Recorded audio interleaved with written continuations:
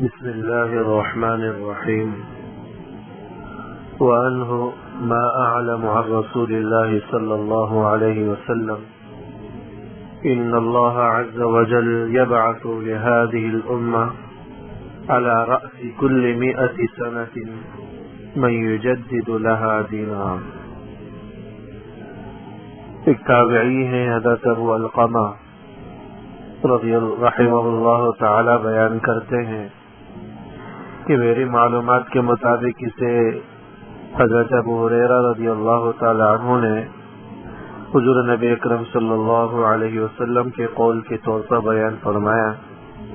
کہ اللہ کے رسول صلی اللہ علیہ وسلم نے فرمایا، اللہ عز و جل اس امت کے لیے ہر 100 سال کے آخر پر کسی ایسے شخص کو پیدا کرے گا، بھیجے گا جو اس کے لیے اس کی دین کی تجدید کرے گا۔ ان اللہ یبعث بهذه الامة على رأس كل 100 سنة، کہ ہر صدی کے اندر اللہ جل شانہ کسی نہ کسی ایسے شخص کو پیدا کر دیتا ہے جو اس دین کی تجدید کر دیتا ہے، دین کا احیاء کر دیتا ہے، دین کو زندہ کر دیتا ہے، جس کو ہمارے یہاں مجدد کہا جاتا ہے، دین کی تجدید کرنے والا۔ یہاں پر دین کی تجدید کا معنی آتا ہے نیا کرنا۔ اس سے مراد کوئی نیا دین پیدا کرنا نہیں ہے، بلکہ اس کا مطلب صرف اتنا ہے جو دین کے شعبے جو مٹ چکے تھے وہ ہمارے دین کا حصہ تھے، دین کے وہ حصے، دین کے وہ شعبے جو ہمارے دین کا ایک جز تھا لیکن لوگوں نے اس پر عمل ترک کر دیا، لوگوں میں وہ متروک ہو گئے، لوگوں نے اس پر عمل کرنا چھوڑ دیا، لوگوں کی زندگیوں سے مٹ گئے، لوگوں نے اس کو دین کا حصہ سمجھنا چھوڑ دیا۔ تو ایک شخص کو اللہ دنیا میں پیدا کر دیتا ہے جو دین کے ایسے شعبوں کو لوگوں کے سامنے اجاگر کر کے نمایاں کر کے پیش کر دیتا ہے، جنہیں لوگوں نے دین سمجھنا ہی چھوڑ دیا تھا، اس کو دین کا حصہ ہی نہیں سمجھتے تھے اور دین کے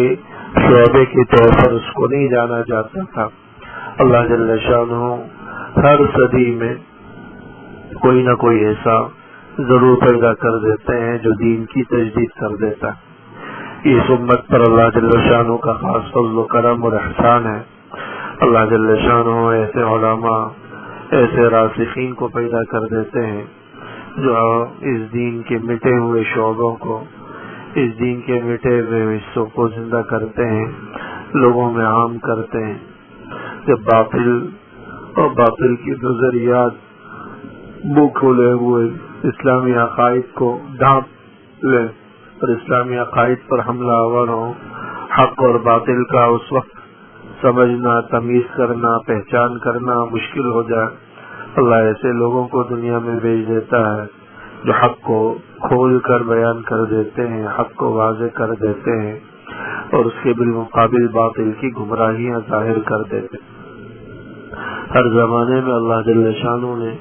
علماء امت میں ایسے افراد کو پیدا فرمایا جنہوں نے دین کی تجدید کی۔ حضرات صحابہ رضوان اللہ تعالی علیہم اجمعین کے دنیا میں جو وجود تھا تقریباً 100 برس رہا، اس کے بعد اگلے 100 برس تابعین کا وجود رہا، جس میں امام مالک رحمہ اللہ سے اللہ جل شانہ نے حدیث کی تدوین کا کام لیا، سب سے پہلے حدیث کی کتاب انہوں نے لکھی۔ پھر ہر صدی میں ایسے ایسے امام بخاری رحمہ اللہ جیسے محدثین پیدا ہوئے، اس کے بعد اگلی صدی میں مجدد الفسانی رحمہ اللہ تعالی، جن کا اصل نام شیخ احمد سرہندی تھا لیکن دنیا انہیں مجدد الفسانی یعنی دوسرے ہزار کا مجدد کے نام سے جانتی ہے۔ دین اکبری کے مقابلے میں انہوں نے دین کے شعبوں کا احیاء کیا، دین کے شعبوں کو لوگوں کے سامنے بیان کیا، سنت رسول اللہ صلی اللہ علیہ وسلم کی اہمیت لوگوں کے سامنے اجاگر کی۔ شاہ ولی اللہ رحمہ اللہ جیسے جلیل القدر محدث جنہوں نے برصغیر کے اندر حدیث کے علم کو عام کیا، حدیث کے علم کو لوگوں تک پہنچایا، آج جو ہمارے پاس پاک و ہند کے اندر جو علماء محدثین جتنے بھی آپ کو نظر آتے ہیں، دینی مدارس نظر آتے ہیں، وہ سب شاہ ولی اللہ رحمہ اللہ تعالیٰ کے مرہون منت۔ اسی طرح حکیم الامت مولانا اشرف علی تھانوی رحمہ اللہ کو اپنے وقت کا مجدد کہا جاتا تھا، جنہوں نے دین کے ہر شعبے کے اندر ایسی تصنیفات اور ایسی کتابیں چھوڑی جو لوگوں کے لیے مشعل راہ تھی، حق کو بیان کرنے والی تھی۔ کہ اللہ جل شانہ کا اس امت پر احسان ہے کہ اللہ ایسے لوگوں کو منتخب کر دیتا ہے،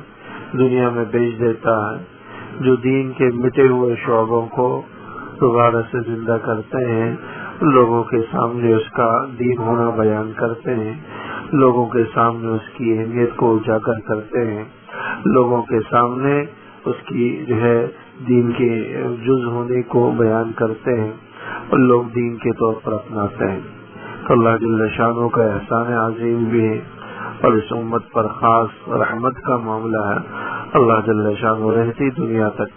اس دین کو قائم و دائم رکھے اور اس دین کو